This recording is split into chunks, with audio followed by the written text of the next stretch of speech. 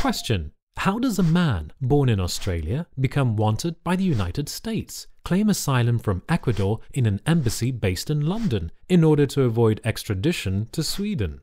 The answer? That man is Julian Assange, founder of WikiLeaks. So what exactly is going on?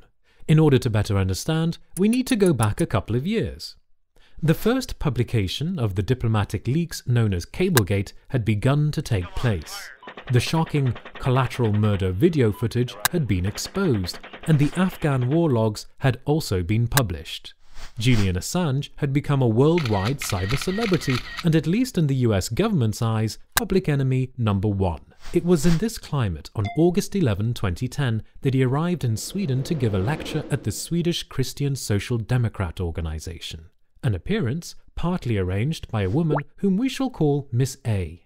As well as giving a talk, Julian Assange was also there to negotiate the use of some internet servers housed in a former underground nuclear fallout shelter. It would provide a secure base for WikiLeaks data. Although Julian Assange and Miss A had not met before, reports suggest that they arranged in advance that he would stay in her apartment while she was away.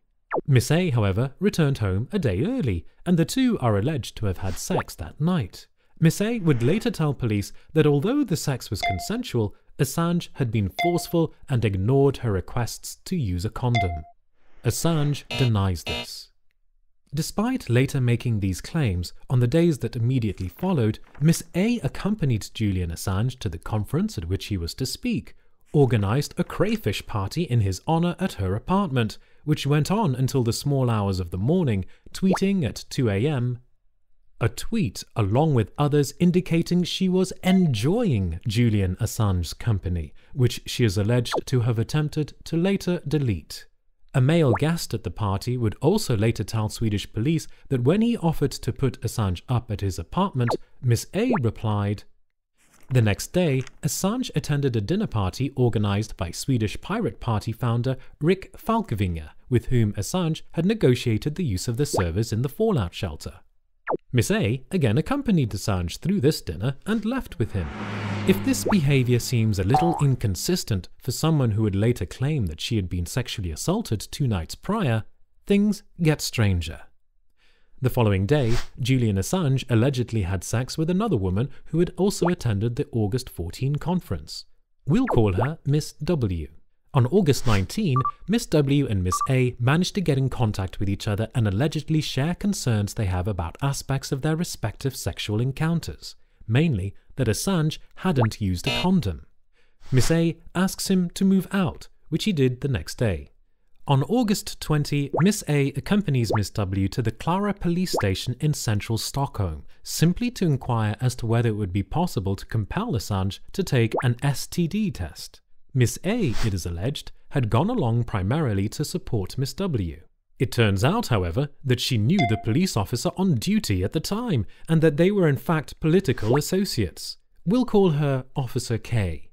It is perhaps not that unusual that Miss A took Miss W to see a police officer she knew. What is unusual, however, is that contrary to police protocol in virtually every developed country, including Sweden, not only was Miss A allowed to remain present throughout the interview, but the interrogation had been neither audio recorded nor video recorded. Officer K has claimed she could not find a working dictaphone. This despite being in a major Stockholm police station that does, of course, have videotaping facilities.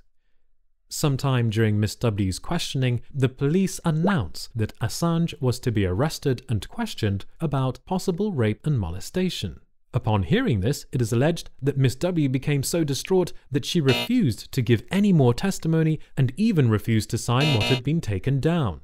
This didn't matter, since rape in Sweden falls under public prosecution laws. The police and the prosecution do not need the consent of the victim in order to conduct an investigation.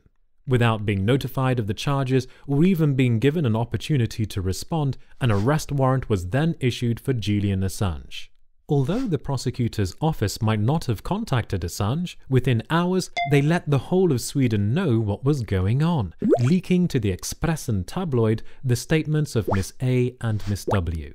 The newspaper front page read, "Assange hunted for rape in Sweden." Julian Assange wakes the following morning to read the newspapers, shocked to learn that he is wanted for double rape. Within 24 hours, however, on August 21, a more senior prosecutor dismissed the rape allegations, leaving only the lesser accusation of molestation. That day, however, Miss A gets a follow-up call from the police. They want to know further specifics about her sexual encounter with Assange. Miss A gives a telephone statement allegedly leading the police to believe that she just might have a used condom still lying around from a week earlier. The police retrieved the condom from Miss A as evidence. This condom has since been tested and found to lack any traces of Julian Assange's genomic DNA, and opens up serious questions of whether Miss A attempted to fabricate evidence. On August 30, Assange willingly went to the police and made a statement. During the interview, he expressed his fears that anything he said would end up in the tabloid newspaper Expressen, to which the interviewing officer replied, "The interview was leaked." On September 1, 2010, Swedish Director of Prosecution Marianne Ny says she is reopening the rape investigation against Mr. Assange.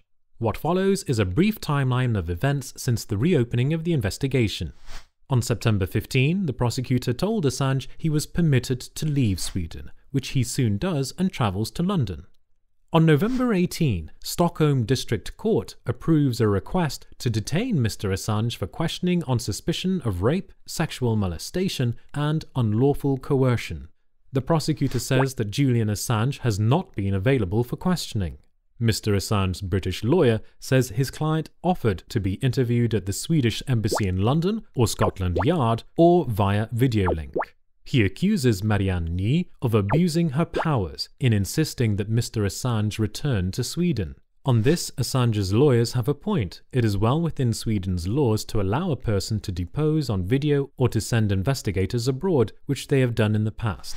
Marianne Ny stated, however, that according to circumstances in the investigation, that Julian Assange be present within Sweden for questioning.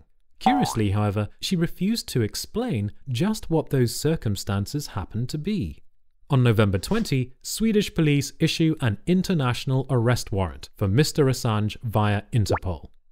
10 days later, Interpol issues a red notice for Mr. Assange. On December 8, the WikiLeaks founder gives himself up to London police and is taken to an extradition hearing. He is remanded in custody pending another hearing on December 14. For more than 500 days, Julian Assange and his legal team fought his extradition through the Magistrates' Court, to the High Court, and on to the Supreme Court, the most powerful court in the land. But on June 14, Julian Assange lost his final appeal. The Supreme Court ruled he would have to be extradited. 5 days later, Julian Assange flees to the Ecuadorian embassy in London and claims political asylum. On August 15, 2012, Ecuador's foreign minister claims the UK has issued a threat to enter the Ecuadorian embassy in London to arrest Mr. Assange. The Foreign Office says it reminded Ecuador that it has the power to revoke the diplomatic immunity of an embassy on UK soil, and says Britain has a legal obligation to extradite him. This is a remarkable statement, not just because of the diplomatic implications. After all, could you imagine them saying this to the Chinese or French embassy?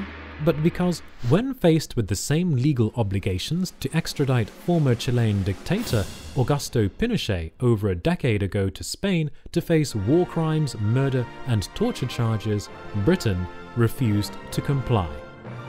On August 16, Ecuador grants asylum to Mr. Assange, saying there are fears his human rights might be violated if he is extradited. The UK government expresses its disappointment. And so we arise at a stalemate.